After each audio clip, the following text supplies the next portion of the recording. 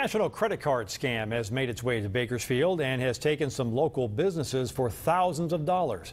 23 ABC's Mark Christian tells how the scam works and what local merchants should know to protect themselves.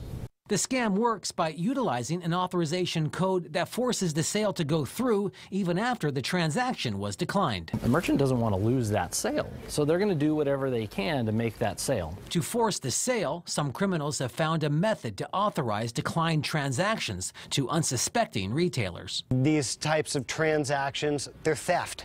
The typical setup is when a criminal goes into a business and makes a purchase. The clerk will run the card, and when the sale is declined, the scammer will say there must be some mistake and pretend to call his bank.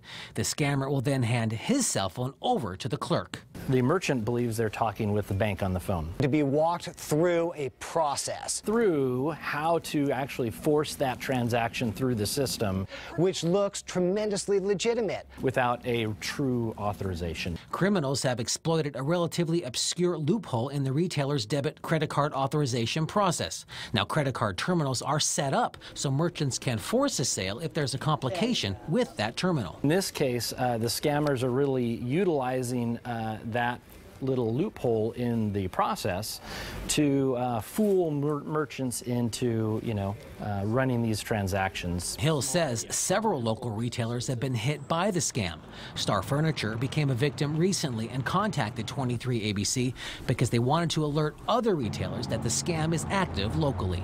It really highlights the need for all merchants to get a better understanding of how to protect themselves now that I've been, unfortunately, part of the statistics. Retail experts say the best way to avoid being taken by the scam is to not accept authorization codes from anyone for declined purchases.